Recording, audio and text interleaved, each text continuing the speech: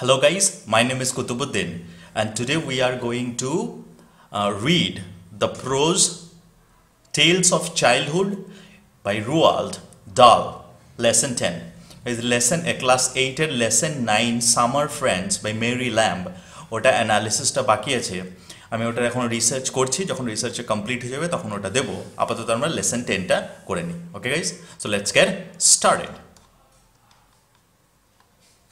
My father, Harold Dahl, was a Norwegian who came from a small town near Oslo called Sarpsborg. Okay, এবারে Harold Roald Dahl ওনার ফাদারের কথা বলছেন। ওনার ফাদারের নাম ছিল Harold Dahl, was a Norwegian. কাদেরকে Norwegian বলে? যারা নরওয়েতে থাকে তাদের ন্যাশনালিটি হচ্ছে Norwegian. So he was from Norway, who came from a very small town near Oslo. Norway একটা খুব ছোট্ট একটা টাউন আছে, যে টাউনটার নাম হচ্ছে ওজলো। সেই টাউনের কাছে একটা জায়গা ছিল যার নাম ছিল সার্পসবার্গ। সেই সার্পসবার্গ থেকে ওনার বাবা বিলং করতেন। His own father, means my grandfather, was a fairly prosperous merchant who owned a store in Sarpsborg and traded in just about everything from cheese to chicken wire. Okay, তো এবারে লেখক বলছেন যে আমার বাবার my grandfather এবং আমার যে grandfather ছিলেন was a fairly prosperous merchant. মানে উনি বলছেন, লেখক বলছেন যে আমার বাবার নিজের বাবা একজন ফেয়ারলি প্রসপারাস, মানে বেশ উন্নতি করে যারা, তাদেরকে বলা হয় প্রসপারাস। মার্চেন্ট মানে কি? বণিক। That is a difference between merchant and businessman. Guys ডিফারেন্সটা কি?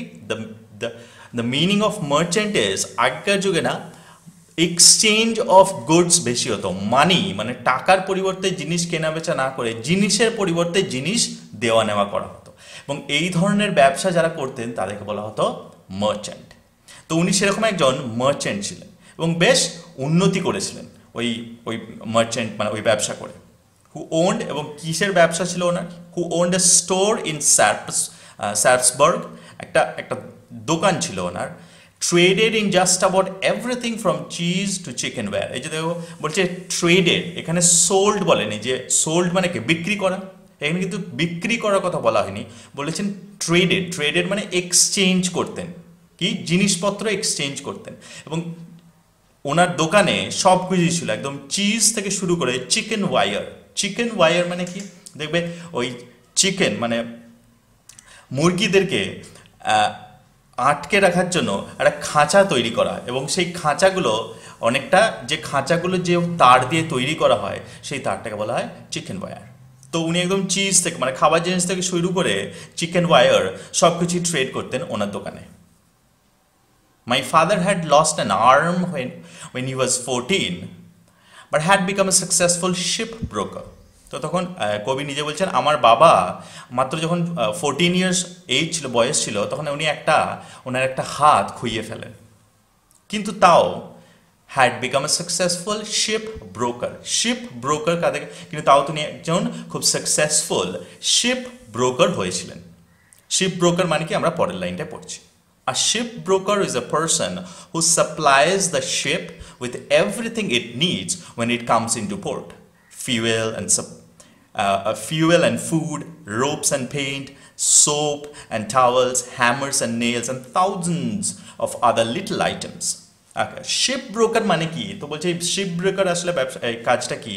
শিপ ব্রোকার মানে আগেকার যুগে তো বেশিরভাগ জিনিসই জাহাজে করে দেওয়া নেওয়া হতো, তো জাহাজের খুব প্রচলন ছিল। তো উনি কি করতেন, ওই জাহাজ একটা যখনই ডকে আসতো তখন উনি কি করতেন, ওই জাহাজের নিত্য প্রয়োজনীয় যে সমস্ত জিনিসগুলো, মানে জাহাজটা আসতো ডকে, নিয়ে জিনিসপত্র নামাতো, আবার এখান থেকে জিনিসপত্র লোড করে আবার ফিরে যেত। তো এর মাঝখানে এই যে অনেক বড় একটা জার্নি, তার মাঝখানে তার কোনো স্টপেজ নেই। সেই জন্য জাহাজগুলো কি করতো, যে সমস্ত প্রয়োজনীয় জিনিস রাস্তাতে লাগবে সেইগুলো নিয়ে নিত। তো ওর বাবা শিপ ব্রোকার হিসেবে কি করতেন, উনি ওই জাহাজের ওই প্রয়োজনীয় জিনিসগুলোকে সাপ্লাই করতেন। তার মধ্যে কি থাকতো? শিপ ব্রোকার হিসাবে উনি কি কি সাপ্লাই করতেন? ফার্স্ট সব থেকে ইম্পর্টেন্ট যেটা সেটা হচ্ছে ফিউয়েল, মানে জ্বালানিটা প্রথমে উনিই দিতেন, জ্বালানিটা। অ্যান্ড ফুড, অবশ্যই খাবার। রোপস মানে দড়ি। পেইন্ট মানে হচ্ছে রং যদি দরকার হয়। সোপ সাবান। টাওয়েলস চান টান করে মোছার জন্য। হ্যামার্স মানে হাতুড়ি। নেলস মানে পেরেক। অ্যান্ড থাউজেন্ডস অফ আদার, এবং আদার লিটল আইটেমস, এবং এছাড়াও হাজার হাজার ছোট ছোট যা জিনিস লাগবে সব উনি একাই সাপ্লাই করতেন। আর ship broker is a kind of an enormous shopkeeper for ships, এবং মানে তো বলা হচ্ছে তাহলে এই শিপ ব্রোকারকে এক ধরনের এনর্মাস শপকিপার, ঠিকই বলেছে, মানে এনর্মাস মানে খুব বড়, মানে ওর একটা বিশাল বড় দোকান আছে, এবং বিশাল বড় দোকানের একটা দোকানদার। শপকিপার মিনস দোকানদার, আর এনর্মাস মিনস অনেক বড়। ফর শিপ, যে ওই দোকানদারটা কি করে? শুধুমাত্র শিপস, জাহাজ থেকেই জিনিসপত্র সাপ্লাই করে। ওকে, and by far the most important item he supplies to them is the fuel on which the ship's engines run. In those days only coal. তো এবং বলছেন এই এত যে ছোট ছোট জিনিস উনি সাপ্লাই করছেন তার মধ্যে by far the most important item, মানে কিন্তু এইগুলো থেকে সব থেকে বেশি গুরুত্বপূর্ণ যে জিনিসটা উনি সাপ্লাই করতেন সেই জিনিসটা হচ্ছে ফিউয়েল, জ্বালানি, এবং উইচ দ্য শিপস এঞ্জিন, এবং ওই জ্বালানির, বিকজ ওই শিপের এঞ্জিনটা জ্বালানিতেই চলে। ওকে, যদি জ্বালানিটাই শেষ হয়ে যায় রাস্তার মাঝখানে তাহলে সবাইকে ওখানেই মারা পড়তে হবে। ইন দোজ ডেজ অনলি কোল, এবং তখনকার যুগে কেবলমাত্র জ্বালানি হিসেবে কি ব্যবহার করা হতো? কোল ব্যবহার করতো, মানে কয়লা। তার মানে উনি কয়লা সাপ্লাই করতেন। He set up a shipbroking farm at Cardiff in South Wales, এবং উনি একটা শিপ ব্রোকিং ফার্ম মানে একটা বড় একটা সংস্থাই তৈরি করে ফেলেছিলেন যারা শুধুমাত্র শিপ দেখে জিনিসপত্র সাপ্লাই করতো। কোথায় সেটা করেছিলেন? সেটা উনি নরওয়েতে করেননি, সেটা উনি করেছিলেন কার্ডিফ, সাউথ ওয়েলস। এটা হচ্ছে ইংল্যান্ডে সাউথ ওয়েলস বলে একটা জায়গা আছে, সেখানে কার্ডিফ বলে একটা সিটি আছে, সেখানে ওনার ফার্মটা ছিল। My father met my mother, Sophie Magdalene Hasselberg, during the summer of 1911 and were married soon after. তখন কবি বলছেন যে আমার বাবা আমার মায়ের সঙ্গে দেখা করেন, মানে প্রথম সাক্ষাৎ হয় ওদের কোথায়? ডিউরিং দ্য সামার, 1911 খ্রিস্টাব্দে সামারে, মানে গ্রীষ্মকালে, এবং ওনার নাম ছিল সোফি ম্যাগডেলিন হ্যাসেলবার্গ, এবং ম্যারিড সুন, এবং কিছুদিন পরেই ওনারা বিবাহ করেছিলেন। In 1918, when I was 2, we all moved into an imposing country mansion beside the village of Rudyard, about 8 miles north of Cardiff. 1918 খ্রিস্টাব্দের কথা এবারে কবি চলে এসেছেন, বলছেন 1918 খ্রিস্টাব্দে যখন আমার বয়স মাত্র 2 বছর ছিল, we all moved into an imposing country mansion.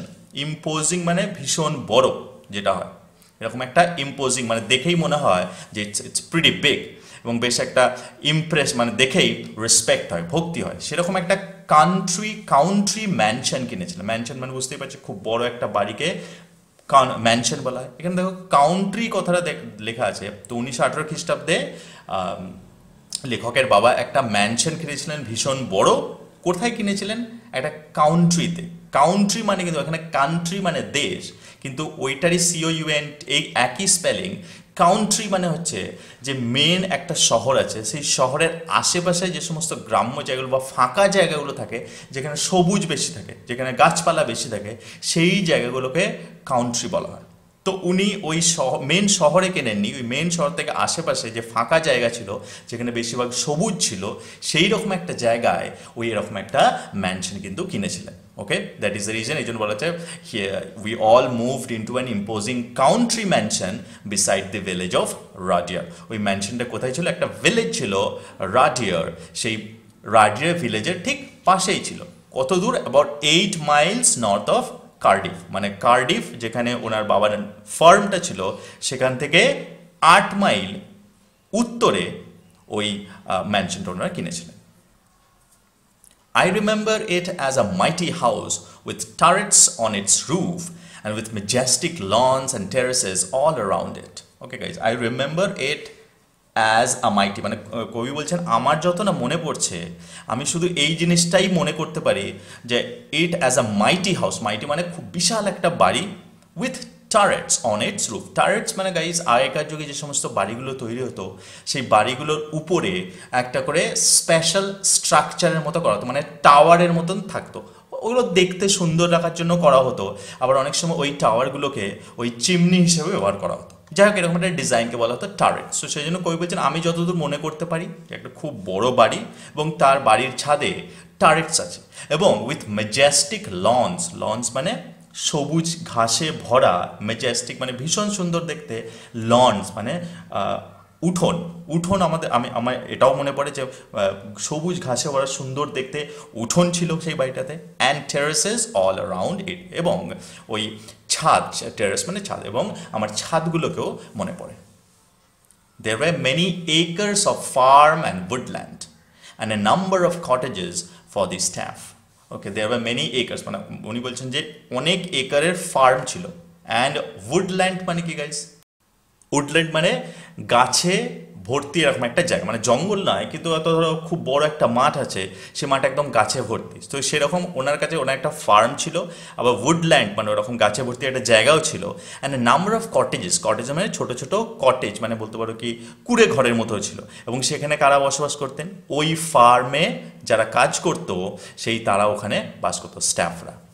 Very soon the meadows were full of milking cows and the sties were full of pigs and the chicken run was full of chickens. Okay, so very soon the meadows were full of milking cows. মানে খুব তাড়াতাড়ি, মানে বাবা যখন এই ফার্মটা কিনলেন তার খুব কিছুদিনের মধ্যেই দ্য মেডোজ মানে যে সমস্ত মাঠগুলো সবুজ ঘাসে ভরা থাকে, সেই মেডোজ আর ফুল অফ মিল্কিং কাউস। ওখানে ওই গরুগুলোকে ছেড়ে দেওয়া হতো, গাইগুলোকে, গাই যাতে ওরা ওখানে চড়ে বেড়াতে পারে। তো এখানে মিল্কিং কাউস মানে বোঝা যাচ্ছে যে যে সমস্ত অনেক বেশি গাই গরু ছিল এবং তারা অনেক বেশি দুধ দিত, that is the reason it's called milking cows. And sties are full of pigs, এবং ওই কান্ট্রিতে মানে বিশেষ করে ওই নরওয়ে অ্যান্ড ওই সমস্ত কান্ট্রিতে দে হ্যাভ এ ট্রেডিশন, তারা পিগস খেতে খুব ভালোবাসে, শূকরের মাংস, এবং সেটা হোয়াইট পিগ হয়। আমাদের এখানকার মতন ওই কাদা বা পাঁকে থাকা নোংরা পিগস নয়, দে আর ভেরি, তাদেরকে খুব যত্ন সহকারে রাখা হয় এবং তারা হোয়াইট কালারের হয়। তো সেই জন্য তাদেরকে, এবং তাদেরকে যেহেতু খুব সুস্বাদু হিসাবে ওরা গণ্য করে ওর শূকরের মাংসকে, সেই জন্য ওনারা কী করে ওদের চাষ করতেন। তো এবং ওই শূকরগুলোকে রাত্রেবেলায় যে জায়গায় বেঁধে রাখা হয় তাদেরকে বলা হয় স্টাই। তো সেই জন্য and the styes were full of pig, এবং যেখানে রাখা তো সেই স্টাইজগুলো কী ছিল? শূকরে ভর্তি ছিল। And chicken run was full of chickens, যেরকম আমি বললাম শূকরদের রাত্রে থাকার আশ্রয়স্থলকে স্টাই বলা হয়, সেরকমই মুরগিদের রাত্রে থাকার বাসস্থানকে বলা হয় চিকেন রান, এবং সেই চিকেন রানগুলো ওয়াজ ফুল অফ চিকেন, মানে কোনো কিছুরই অভাব ছিল না, সেটা এখান থেকে বোঝা যাচ্ছে। There were several horses for pulling the plows and the hay wagons. ওকে, এখানে একটা জিনিস বলে দিই, আমাদের এখানে চাষ করার জন্য আমরা কি ইউজ করি? আমরা এখানে গরুকে ইউজ করা হয়। গরু বিশেষত যেটা বলা হয় আমাদেরকে মেল কাউজ, ফিমেল কাউজ না, মেল কাউজকে ইউজ করা হয়। কিন্তু ওইখানে ওইদিকে যেমন নরওয়েতে বা আমেরিকাতে ওর ইংল্যান্ডে ওই সমস্ত জায়গায় এই চাষের জন্য ইউজ করা হয় হর্সেস, ঘোড়া ইউজ করা হয়। তো সেই জন্য বলছে দেয়ার ওয়ার সেভারাল হর্সেস, সেখানে বেশ কিছু ঘোড়া রাখা ছিল কিছুর জন্য, ফর পুলিং দ্য প্লাউজ। প্লাউজ মানে লাঙ্গল, মানে লাঙ্গল টানার জন্য। তো এখান থেকে বোঝা গেল। অ্যান্ড দ্য হে ওয়াগেন্স, এবং হে ওয়াগেন্স মানে হে মানে কি গাইজ? খড়। এবার কি হয় দেখবে, আমরাও জানি যে যখন চাষ করা হয়ে যায়, যখন ধরো চাষিরা লাগান চারা, সেটা বড় হয়, তারপরে যখন ধান হয়, তারপরে সে ধানগুলো কেটে নেওয়া হয়। ধানগুলো কেটে নেওয়ার পরে দেখবে ওই ধান থেকে, ওই ধানের গাছ থেকে খড় হয়। সেই খড়গুলোকে আবার কী করা হয় দেখবে, ওই গরুর গাড়িতে করে বোঝাই করে মানুষ নিজেদের বাড়িতে নিয়ে যায়। এখানে যেমন গরুর গাড়ি ইউজ করা হয় ওই খড়গুলোকে বহন করার জন্য, ওদের ওখানে নরওয়েতে বা ইংল্যান্ডে সেখানে হে ওয়াগেন্স ইউজ করা হয়। হে ওয়াগেন্স মানে ওই গরুর গাড়ির মতোই দেখতে, কিন্তু একটু বড়, একটু স্কোয়ার ধরনের হয় এবং ওতে একটু বেশি খড় ধরে। ওকে, মানে আমাদের এখানে যে বলতে পারে যেরকম ট্র্যাক্টরগুলো হয়, সেগুলিকে ওদের এখানে হে ওয়াগন্স হয়, এবং সেই হে ওয়াগন্সগুলোকে পুল করা হতো, মানে টানা হতো ওই হর্সের দ্বারা। And there was a plowman and a cowman and a couple of gardeners and all manner of servants in the house itself. এবং এছাড়াও আর কে ছিল? there was a plowman, মানে জমি চাষ লাঙ্গল দেওয়ার জন্য একজন লোক ছিল, এ কাউম্যান মানে কি বলতে পারো যে রাখাল যাকে বলা হয়, এবং ও কি করতো, ওই যে গরুগুলো যখন ওই মেডোসে চড়তে যেত তখন ওদের রক্ষণাবেক্ষণ কি করতো ওই কাউম্যান। অ্যান্ড এ কাপল অফ গার্ডনার্স, এবং দুজন গার্ডেনার্স, গার্ডেনার মানে কারা, মালি, যারা বাগানের দেখাশোনা করে, দুজন মালিও ছিল। And all manner of servants in the house itself, এবং শুধুমাত্র তাই নয়, বাড়ির ভিতরের কাজ করার জন্য যত ধরনের সার্ভেন্ট প্রয়োজন হয়, সার্ভেন্ট মানে চাকরের প্রয়োজনে সবাই ছিল। মানে বোঝা যাচ্ছে চারিদিক দিয়ে কোনো অসুবিধা ছিল না, চারিদিকে আভিজাত্যের ছাপ সুস্পষ্ট ছিল। Okay guys, let's go to the next part. In 1920, when I was still only 3, my mother's eldest child, my own sister, Astrid, died from appendicitis. ওকে, এবার একটা লেখক একটা খুব স্যাড ঘটনার কথা বলছেন, যে 1920-তে ঠিক এরকম সব ভালো চলছিল, 2 বছর খুব ভালো চললো, কিন্তু ঠিক 1920-তে কী হলো, when I was only 3, যখন আমার বয়স মাত্র 3 বছর, my mother's eldest child, eldest মানে সব থেকে বড়, মানে আমার, লেখক বলছেন আমার মায়ের সব থেকে বড় সন্তান, তার মানে মাই ওন সিস্টার, মানে উনি ওটা বলছেন, এবং আমার নিজের বোন নাম ছিল অ্যাস্ট্রি, ডায়েড ফ্রম অ্যাপেন্ডিসাইটিস হয়ে মারা গেলেন when she was 7 years old.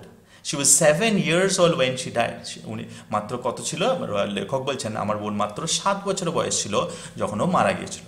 অ্যাস্ট্রি was far and away my father's favorite, এবং উনি বলছেন যে অ্যাস্ট্রি ছিল মানে far and away মানে আমার বাবার সব থেকে প্রিয় সন্তান ছিল অ্যাস্ট্রি।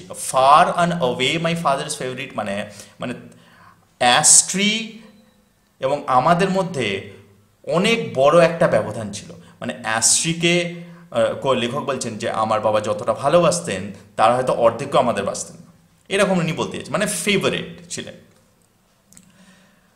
He adored her beyond measures, and her sudden death left him literally speechless for days afterwards. Okay guys, এখানে adored বলে একটা কথা আছে, adored মানে লাভড ভেরি, মানে কাউকে ভীষণভাবে ভালোবাসলে সেটাকে বলে adored. সো হি adored মানে লেখক বলছেন আমার বাবা ওই অ্যাস্ট্রিকে ভীষণভাবে ভালোবাসতেন, বিয়ন্ড মেজার্স মানে যেটার কোনো পরিমাপ নেই, অপরিসীম ভালোবাসতেন। অ্যান্ড হার সাডেন ডেথ, এবং তার এই হঠাৎ মৃত্যু, অ্যাস্ট্রির এই হঠাৎ মৃত্যুতে লেফট হিম লিটারালি স্পিচলেস, মানে সত্যি তাকে লিটারালি মানে সত্যি সত্যি তাকে স্পিচলেস মানে তার কথা বন্ধ করে দিল। কার? এটা লেখক বলছেন আমার বাবা। ফর ডেজ আফটার, এবং মানে বেশ মানে মারা যাওয়ার বেশ কিছুদিন পর্যন্ত। He was so overwhelmed with grief that when he himself went down with pneumonia a month or so afterwards, he did not much care whether he lived or died. Okay, he was so overwhelmed, এখানে guys overwhelmed মানে একটা strong feeling, মানে এমন একটা strong feeling যেই ফিলিংটাকে মানে রোখা যাচ্ছে না, আমি চাইলেও সেই ফিলিংটাকে কিন্তু আমি আটকাতে পারছি না, সেটাকে বলা হয় ওভারওয়েলড। তো সেই জন্য বলছেন যে ওই যে হি ওয়াজ মানে লেখক বলছেন আমার বাবা was so overwhelmed with grief, মানে গ্রিফ মানে নিজের কেউ যদি আমার if I lose someone of my own, আমি যদি আমার নিজের কাউকে হারাই তাহলে তার যে বেদনা সেটাকে বলা হয় গ্রিফ। তো উনি হারিয়েছিলেন অ্যাস্ট্রিকে, তার বেদনাটা বা যন্ত্রণাটা এতই বড় ছিল যেটা উনি কাটিয়ে উঠতে পারেননি। সেই জন্য কী হয়েছিল, when he himself went down with pneumonia a month or so afterwards, সেই জন্য ঠিক 1 মাস পরে ওনার যখন নিজের নিউমোনিয়া হলো, 1 মাস মানে মোটামুটি 1 মাস পরে, তখন হি ডিড নট মাচ কেয়ার, কিন্তু তখন কী করলেন উনি এটাতে কোনো ধ্যানই দিলেন না যে উনি মারা যাবেন না বেঁচে থাকবেন। So he did not care, that means এটা বোঝা যাচ্ছে তো উনি জীবনের প্রতি ওনার যে ইন্টারেস্ট ছিল বা জীবনের প্রতি ওনার যে একটা ভালোবাসা ছিল সেইটা উনি হারিয়ে ফেলেছেন। That means he did not want to live anymore, এবং উনি নিজেই চাইছিলেন আর বেঁচে না থাকতে। If they had penicillin in those days, neither appendicitis nor pneumonia would have been so much of a threat. তখন লেখক বলছেন যদি তখনকার যুগে এই পেনিসিলিনটা থাকতো তাহলে না অ্যাপেন্ডিসাইটিস না নিউমোনিয়া কোনোটাই এই এত বড় থ্রেট হতো না। থ্রেট মানে বলতে পারো কি ডেঞ্জার, মানে এত বড় একটা ডেঞ্জারের বিষয় হতো না, এত বড় একটা ডেঞ্জারাস জিনিস হতো না। But with no penicillin or any other magical antibiotic cures, pneumonia in particular was a very dangerous disease indeed. কিন্তু পেনিসিলিন ছাড়া বা পেনিসিলিন বা অন্য কোনো ম্যাজিক্যাল অ্যান্টিবায়োটিক মানে যেটা ওষুধ অ্যান্টিবায়োটিক এক ধরনের যে ম্যাজিক্যাল, মানে এমন একটা ওষুধ যেটা দিলেই মানুষ সেরে উঠবে। তো তখন পেনিসিলিনও ছিল না বা কোনো অ্যান্টিবায়োটিকও ছিল না, তার ফলে স্পেশালি নিউমোনিয়া একটা খুব ডেঞ্জারাস ডিজিজ ছিল তখনকার দিনে। The patient had to fight to survive, মানে এখানে সব থেকে বেশি প্রয়োজন ছিল নিউমোনিয়ার সঙ্গে যুদ্ধ করার জন্য যে মনের জোর। The patient had to fight মানে খুব যুদ্ধ করতে হতো, টু সার্ভাইভ মানে বেঁচে থাকার জন্য। My father refuse to fight, এবং সেইটাই লেখক বলছেন আমার বাবা করতে মানা করে দিলেন। উনি কি বললেন, আমার যা হবে হোক, I don't want to live, I just want to die. He was thinking, I'm quite sure, of his beloved daughter, and he was wanting to join her in heaven. তখন লেখক বলছেন আমি একদম নিশ্চিত যে উনি ভাবছিলেন যে আমি যেন মারা যাই, তাহলে আমি মারা গেলে কি করব, beloved মানে আমার ভালোবাসা, আমার ভালোবাসার যে আমার মেয়ে, সেই তার সঙ্গে আমি হেভেনে আবার যে মিলিত হতে পারবো, সেই জন্য উনি চাইছিলেন যাতে উনি মারা যান। So he died, he was 57 years old। তার ফলে কী হলো, যেহেতু উনি ফাইট করলেন না, অবশ্যই সত্যি উনি মারা গেলেন, তখন ওনার বয়স ছিল মাত্র 57 years। My mother had now lost a daughter and a husband all in the space of a few weeks। তখন বলছেন, লেখক বলছেন আমার মায়ের মনের অবস্থাটা বোঝা যাচ্ছে, এটা বুঝেই যে উনি নিজে, ওনারও তো সন্তান ছিল, উনি নিজের সন্তানকে এবং নিজের হাজব্যান্ডকে হারালেন কয়েক সপ্তাহের ব্যবধানের মধ্যেই। Here she was, suddenly having to face all alone the very gravest problems and responsibilities, এবং হঠাৎ করে ওনার উপরে প্রচুর কর্তব্য চলে এলো। He was suddenly having to face মানে তাকে ফেস করতেই হতো, because she was the only guardian, আর তো কোনো গার্জিয়ান ছিল, উনি ছিলেন সব থেকে বড়, এবং ওনাকে ফেস করতেই হতো দ্য গ্রেভেস্ট মানে সবথেকে সিরিয়াস প্রবলেমসগুলো, অ্যান্ড রেসপন্সিবল কর্তব্য।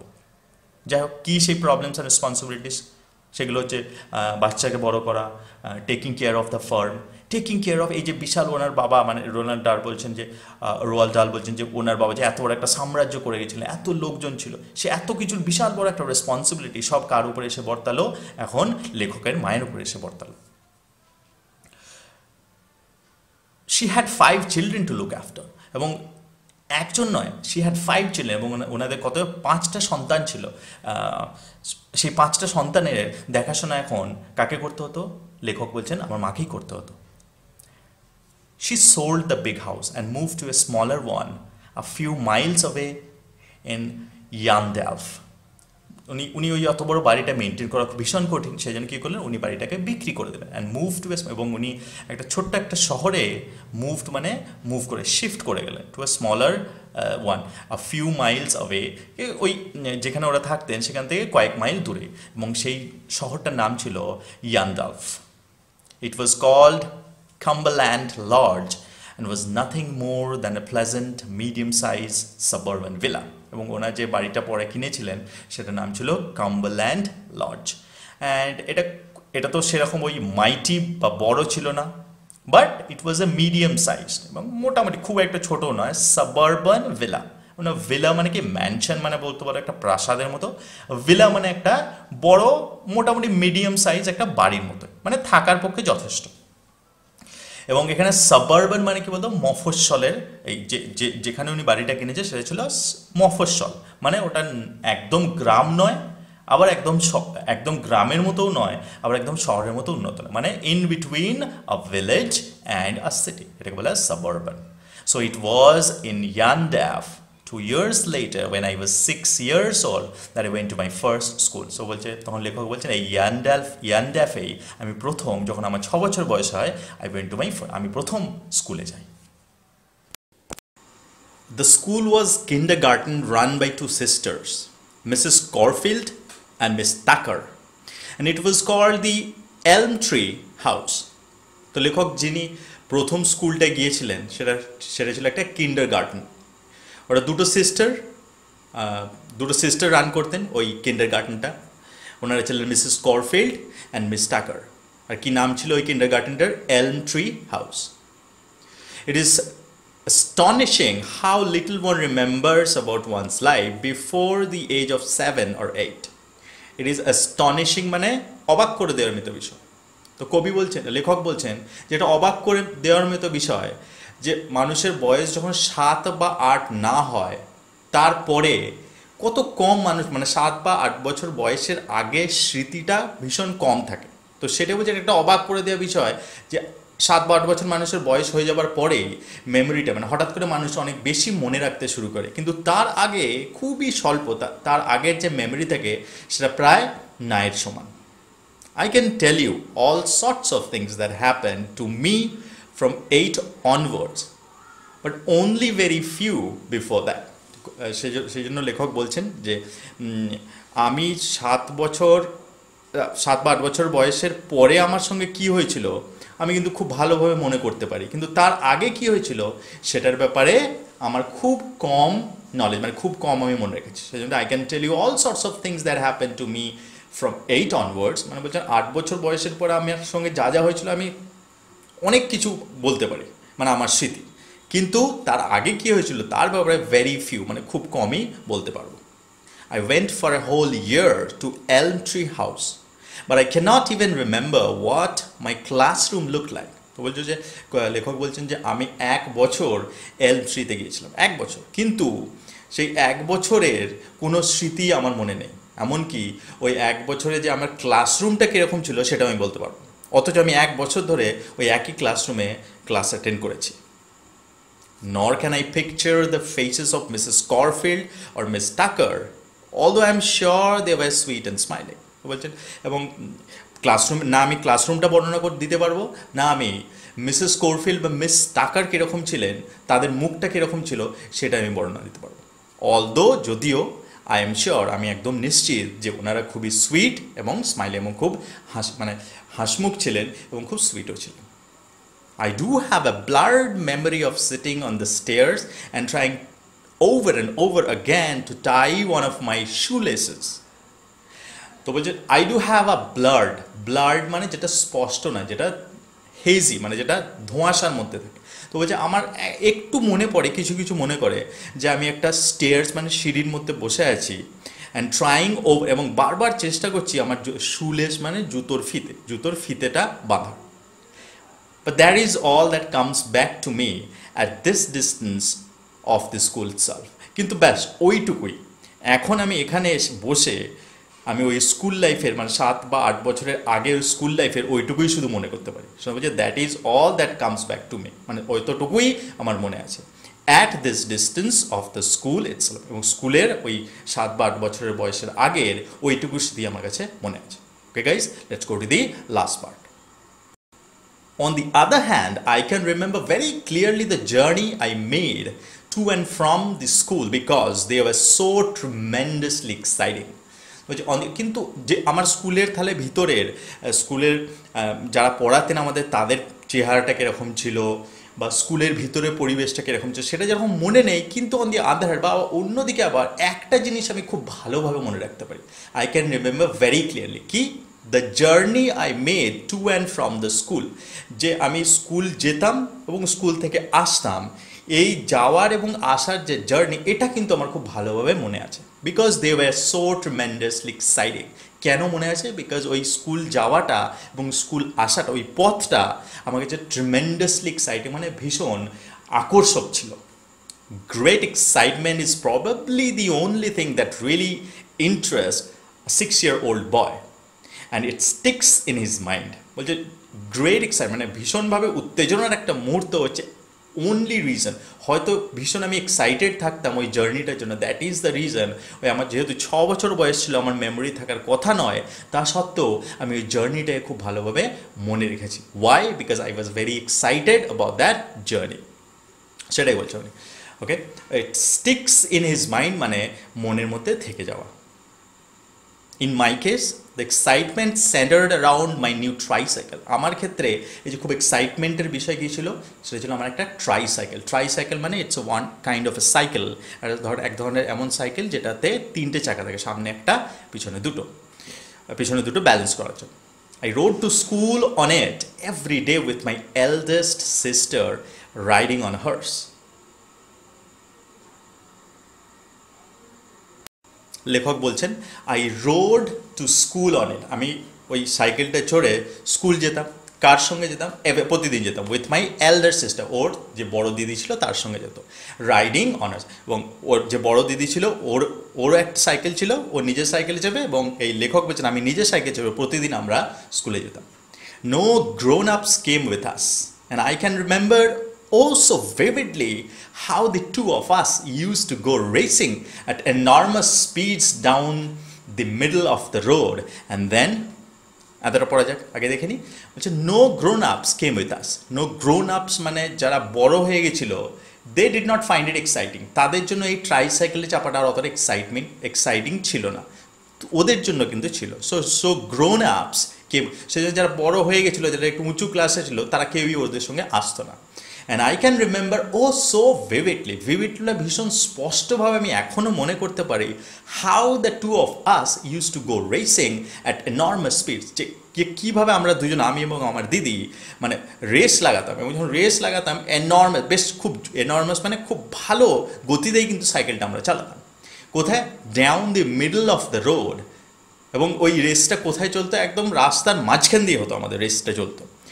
Most glorious of all when he came to a corner, বলছে, এবং এই পুরো রেসটা সব থেকে ভালো মুহূর্ত, গ্লোরিয়াস মানে সব থেকে ভালো মুহূর্ত তখনই আসতো যখন আমরা কর্নার, মানে রাস্তাটা যেখানে বাঁক নিত সেই জায়গাটা পৌঁছাতাম। কেন, কি হতো তখন দেখা যাক। ওকে, we would lean to one side and take it on two wheels. ওকে, তো যেহেতু কর্নারটা ঘুরতে হবে, সেজন্য লিন মানে একদিকে আমরা ঝুঁকে যেতাম, তার ফলে একটা চাকা উঠে যেত, এবং একটা চাকা উঠে যাওয়ার ফলে কী হতো যে তখন আমাদের সাইকেলটা অ্যাকচুয়ালি দুটো চাকার ওপরে ভর করে চলতো, এবং that was the most exciting moment. লেখক বলছেন সেটা আমার জন্য সব থেকে এক্সাইটিং মোমেন্ট। আমরা ওই মোড়টা ঘুরতাম অত এনর্মাস স্পিডে, এবং একদিকে ঝুঁকে যেতাম, তার ফলে আমরা দুটো চাকা, মানে সাইকেলটা পুরোটা একদিকে ঝুঁকে যেত, আমরা দুটো চাকার উপরে সাইকেলটাকে চালাতাম। আই এম শিওর তোমরা যারা সাইকেল চালাও বা যারা স্কুল থেকে ফেরো, আমাদেরও এরকম চাইল্ডহুড মেমোরিজ আছে যে সাইকেলটাকে এরকম লিন করে, মানে একদিকে ওইদিকে ঝুঁকিয়ে চালানোটা খুব ভালো ছিল আমাদের। এবং I can also still remember those days. Anyways, all this you must realize was in the good old days when the sight of a motor car on the street was an event. তো বলছেন একটা জিনিস তোমাদের মনে রাখতে হবে, তোমরা হয়তো ভাবছো, লেখক বলছেন যে রাস্তার মাঝখান দিয়ে দুটো ছেলে সাইকেল নিয়ে রেস করছে আর রাস্তাতে কোনো যানবাহন নেই। ইয়েস, তো বলছে all this you must read, তোমাকে অবশ্যই মনে করতে হবে ইট ওয়াজ দি গুড ওল্ড, এটা পুরোনো দিনের কথা বলছি, মানে সেই দিনের কথা বলছি যখন রাস্তাতে একটা মোটর কার দেখা মানে সেটা একটা ঘটনা হতো, মানে লোকে ওটার আলোচনা করতো যে আজকে আমি একটা মোটর কার দেখি। মানে সেই সময় মোটর কার খুবই কম ছিল, and it was quite safe for tiny children to go tricycling and whooping their way to school in the center of the highway. And it was quite safe for tiny মানে ছোট ছেলেদের জন্য বেশ একটা safe, মানে কি not dangerous ছিল না রাস্তার মাঝখান দিয়ে রেসিং করা, কি নিয়ে? ট্রাইসাইক্লিং নিয়ে, because there was no motor car, কারণ কোনো মোটর কার ছিল না। And whooping their way to school, whooping মানে গাইস ওই যে জোরে ওই যে রেসিং করতে করতে যেতে যেতে একটা এক্সাইটমেন্টে একটা দেখবে আওয়াজ বেরোর মধ্যে, ইয়া, এই ধরনের একটা আওয়াজ বেরোয় না, তো সেই ধরনের আওয়াজকে বলে whooping। সো এরকম রেস করতে হবে, whooping their way to school in the center of the highway। তো ওই হাইওয়ের মাঝখান দিয়ে যাওয়াটা এবং ওইভাবে চিৎকার করতে করতে এক্সাইটমেন্টের সঙ্গে রেস করতে করতে ইট ওয়াজ সেফ, এটা তখনকার যুগে ততটা ডেঞ্জারাস ছিল না। So much then for my memories of kindergarten 62 years ago। বলছে কিন্ডারগার্টেনের, এটাই হচ্ছে আমার কিন্ডারগার্টেনের মেমোরি 62, তার মানে কবি এখন 62 বছর বয়স। তো বলছেন 62 বছর আগে আমার কিন্ডারগার্টেনের এই মেমোরিটুকুই মনে আছে। ইটস নট মাচ, বলছে যদিও এই মেমোরিটা খুব একটা বেশি নয়, but it's all there is left. কিন্তু আমার এই যে আমি এখন বৃদ্ধ হয়ে গেছি, আমার এই বয়সে এসে শুধু এইটুকু স্মৃতি আমার মনে আছে। Okay guys, it's a beautiful prose. I hope you liked it. Thank you for watching. Thank you for listening. My name is Kutubuddin. Have a beautiful day. Peace.